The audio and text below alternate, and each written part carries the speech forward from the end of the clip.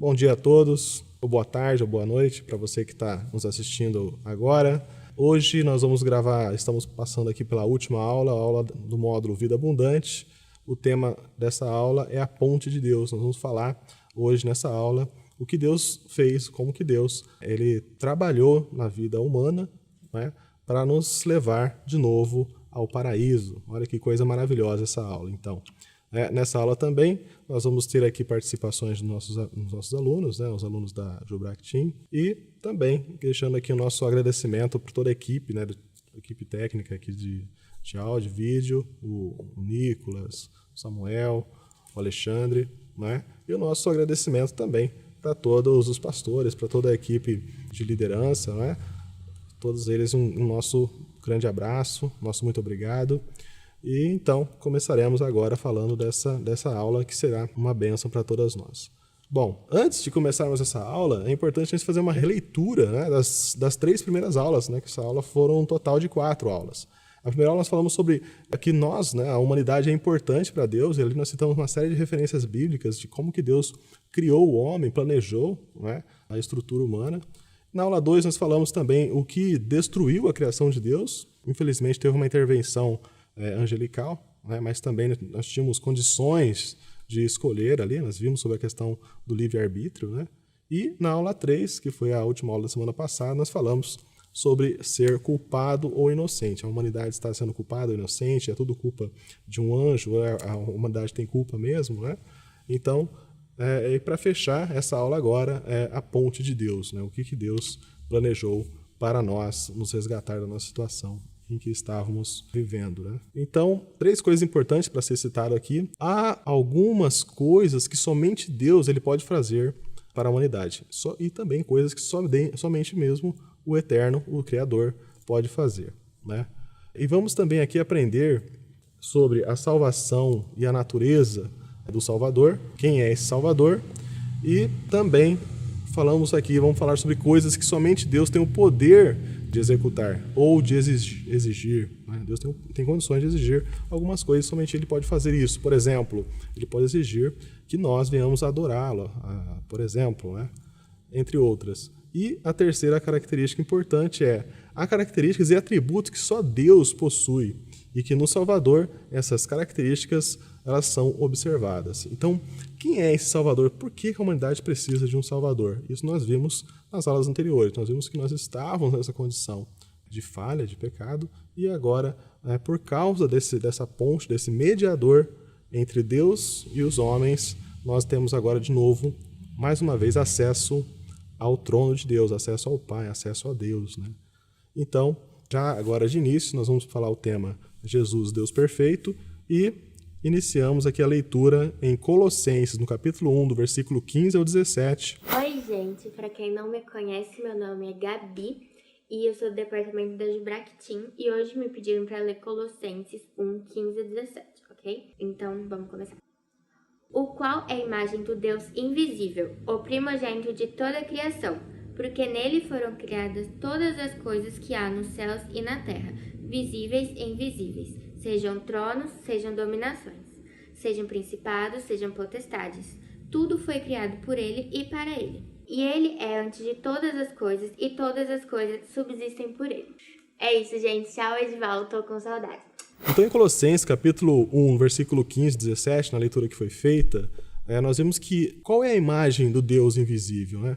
A primogênita de toda a criatura, ou seja, nesses versículos iniciais, do versículo 15, por exemplo, nós já vemos aqui que existe uma referência a um ser superior. E ele diz no versículo 16, muito interessante também, porque nele foram criadas todas as coisas nos céus e na terra. Nele quem? Nessa imagem do Deus invisível. Outra coisa bacana, no versículo 17, que ele é antes de todas as coisas, e nele subsiste todas as coisas. Então, esse ser aqui não é um ser comum, é um ser especial, é um ser glorioso. Né? Outra coisa bacana que nós vemos na parte B do versículo 16, voltando um pouquinho, que nele sejam todos os potestades e toda a criatura foi nele, está sujeita a ele.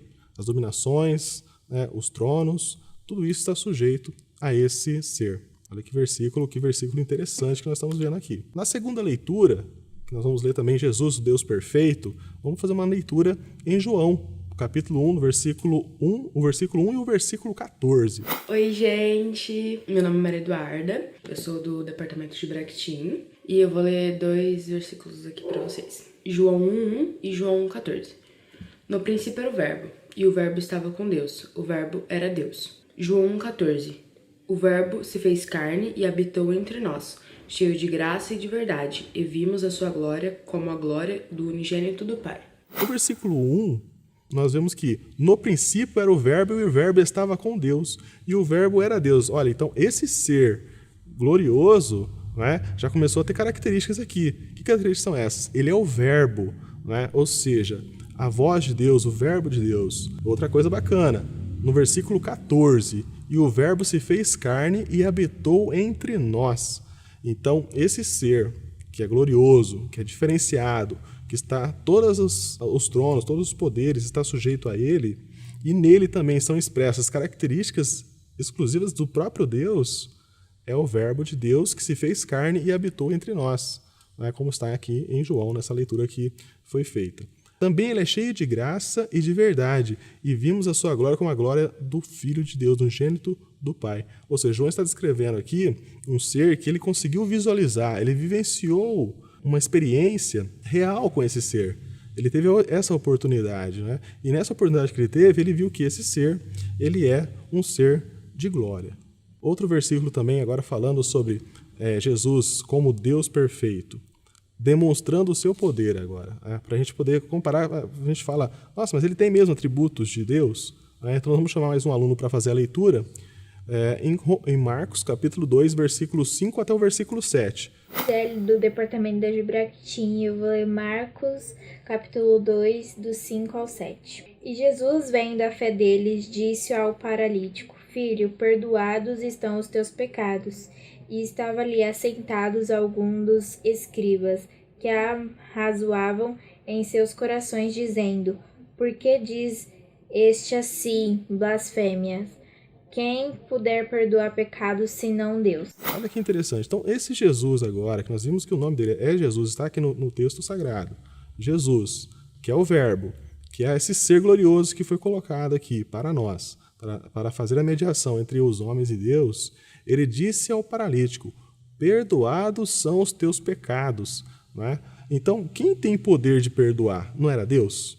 Então, se Jesus fala dessa forma, ele coloca nessa situação, é porque ele tem atributos divinos. E aqui é demonstrado em Marcos, nesse capítulo 2, versículo 5 ao versículo 7 também. No versículo 6, nós temos também outra condição importante. Ele diz assim, ó: ali estavam sentados alguns dos escribas que arrazoavam em seus corações, dizendo, versículo 7, porque falava assim: este homem, ele blasfema. Quem pode perdoar pecados senão um só, que é Deus? Então, os fariseus também, entre outros escribas ali, que são os mestres, doutores da lei, né, como nós estão aprendendo agora, eles sabiam que quem poderia perdoar pecado era só Deus. E Jesus, ele coloca essa condição, ele mostra que ele também tem esse atributo, essa qualidade de poder perdoar pecados. Olha que interessante, né? No versículo agora, Marcos capítulo 4, versículo 37 ao 39, mais um aluno vai fazer a leitura. A paz do Senhor, eu vou fazer a leitura de Marcos capítulo 4, do verso 37 ao 39. Levantou-se um forte vendaval, e as ondas se lançavam sobre o barco, de forma que este ia se enchendo de água. Jesus estava na polpa, dormindo com a cabeça sobre um travesseiro.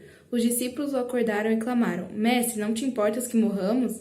Ele se levantou, repreendeu o vento e disse ao mar: Aquieta-se, acalma-se. O vento se aquietou e fez-se completa a bonança. Então, nesse versículo 37, a gente vai ver uma condição também muito interessante de Jesus, né, demonstrando o seu poder como Deus. E essa situação aqui ela é muito interessante de ser observada, porque existe agora uma situação que os discípulos estão vivenciando ali no barco, em que as ondas estão batendo dentro do barco, né? Ele começa a se encher de água e eles ficam com medo. No versículo 38, vocês viram que está escrito assim, ó: e ele, porém, estava na polpa, dormindo sobre a almofada e despertando, né? Eles perguntaram: Mestre, não se te dá que pereçamos? Então, Jesus, dentro desse barco, nessa situação de caos, né? de pânico, demonstrar esse pânico na leitura, a gente observa claramente que todos os discípulos estão com medo, né? e Jesus estava descansando ali tranquilamente, não é? No versículo 39 é revelado que ele mostra o seu poder divino mais uma vez, né, dizendo o seguinte: cala-te e aquieta-te, e cessou-se o vento e fez-se grande bonança. Ou seja, ele fala isso para quem? Para o mar. Ele fala isso também para o vento, para que o vento e o mar se aquietem e assim a bonança começa a ocorrer. Então, quem tem condições de dominar as estações, né, o tempo? Só Deus. E Jesus ele mostra essa qualidade. Então, o que eu quero dizer com isso para você que está ouvindo as nossas aulas, que está participando, né? É que existiu um ser físico que esteve aqui na presença dos homens, fisicamente, né? E hoje esse ser físico que existiu fisicamente está existindo num ambiente espiritual. Ele é eterno, ele é absoluto e ele tem atributos divinos. Né? Ele está hoje à direita de Deus Pai Todo-Poderoso, ele está no trono de glória e comanda todas as coisas. É esse ser que eu estou me referindo que faz a mediação entre Deus, entre você e Deus. E é nessa pessoa que nós buscamos em oração, buscamos a nossa ligação com Deus novamente. É a Ele que nós vamos orar, vamos clamar e vamos entregar a nossa alma para Ele. Nós pedimos o perdão para Deus, nos procuramos relacionarmos com Deus através dessa pessoa, que no caso é Jesus. Então é um ser de poder. Mais um aluno vai fazer a leitura agora no capítulo 11 de João, no versículo 43 e o versículo 44. Bom, gente, agora eu vou estar lendo João 11, 43 e 44. E tendo dito isto, clamou com grande voz: Lázaro, sai para fora! E o defunto saiu, tendo as mãos e os pés ligados com faixas, e o seu rosto envolto no lenço. Disse-lhe Jesus: desligai-o e deixai-o ir. E tendo dito isso, clamou em alta voz: Lázaro, vem para fora. Então, Jesus, nessa situação, ele vê, né, uma situação importante em que Lázaro, um amigo dele de grandes momentos, de grandes tempos, né, ele está morto, ele morreu. Né, e nesse momento, ele já estava morto há mais de 3 dias, né, se eu não me engano, há 4 dias. E ele diz para o morto, né, sai para fora. Então, Jesus, em carne e osso aqui, vivendo com as pessoas, ele demonstra o seu poder também de ressuscitar os mortos. Então, ele não tem só o domínio sobre a questão da tempestade, dos tempos, das estações, também não tem só o poder de perdoar pecados, mas também tem o poder de dar vida. E aqui nós vimos essa condição. No versículo 44, como foi lido aqui pelo aluno, vocês viram que Lázaro saiu. Né? Ele chama e Lázaro sai. Então isso é muito importante, ele mostra que ele também tem o poder de dar a vida. Coisas importantes a ser refletidas durante essas leituras que nós fizemos, então, é a primeira questão. Qual as verdades sobre Jesus que você descobriu neste versículo? Então, quem é Jesus? O que você entendeu sobre Jesus? Faça aquela dinâmica, mais uma vez, importante vocês discutirem entre os amigos, tá? Outra questão importante é discuta o que você entendeu sobre a divindade de Cristo. Então, lendo esses versículos, você entende. Será que Jesus realmente tem essa divindade? A Bíblia ela é clara. Né? Agora vamos para Jesus homem. Como que Jesus se comportou? Por que nós dizemos que Jesus realmente ele esteve aqui como homem? Porque existiam doutrinas antigamente que diziam que, na verdade, se Jesus existiu, né, ele não poderia ter existido como homem, porque ele era muito perfeito. Né? Mas nós dizemos que não, que Jesus ele foi homem perfeito e também Deus perfeito. Vamos lá. João 1,14. O verbo se fez carne e habitou entre nós. Então, nesse versículo, vocês viram aí que o verbo, aquele verbo que nós lemos anteriormente, é a palavra de Deus, habitou entre nós, se fez carne e habitou entre nós. Ou seja, ele se materializou, cheio de graça e de verdade, e vimos a sua glória. Mais uma vez, nós já lemos esse versículo anteriormente. João ele está retratando aqui uma coisa que ele vivenciou. Ele vivenciou a experiência de estar lado a lado, ladeado com Jesus, é o verbo de Deus. Também, mais uma leitura que nós vamos fazer, vamos chamar mais um outro aluno, Filipenses, capítulo 2, versículo 5 até o versículo 11. Filipenses, capítulo 2, do versículo 5 ao 11. De sorte que haja em vós o mesmo sentimento que houve também em Cristo Jesus, que sendo em forma de Deus não teve por usurpação ser igual a Deus, mas esvaziou-se a si mesmo, tomando a forma de servo, fazendo-se semelhante aos homens. E achando na forma de homem, humilhou-se a si mesmo, sendo obediente até a morte, e a morte de cruz.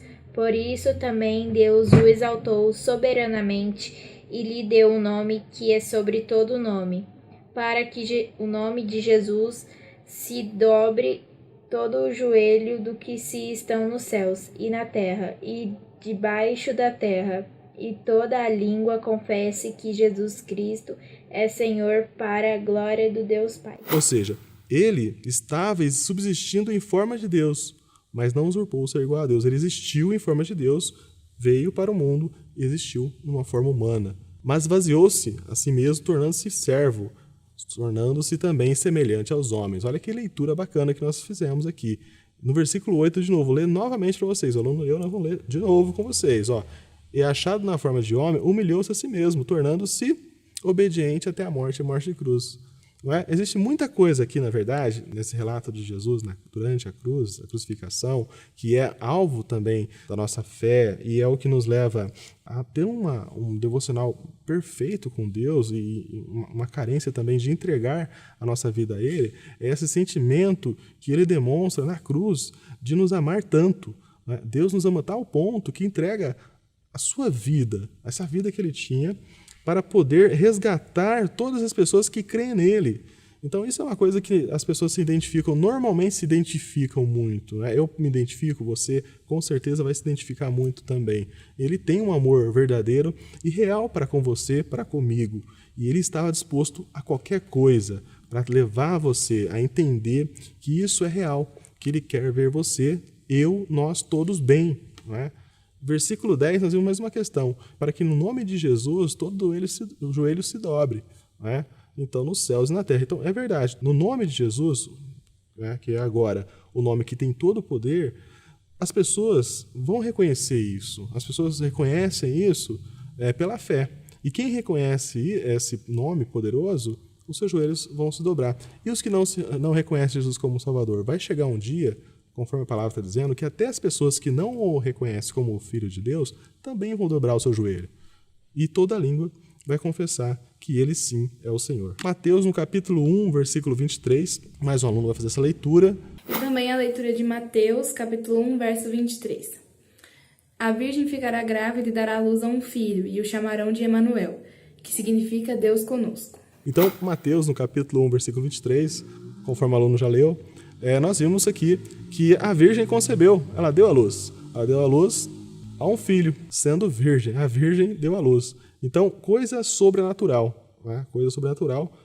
Realmente, só Deus tem condição de fazer isso. E no nosso dogma, aqui no Brasil para Cristo, nós cremos que isso é real, é bíblico. Né? Nós cremos na palavra de Deus como palavra inerrante. A palavra de Deus para nós, ela é toda perfeita.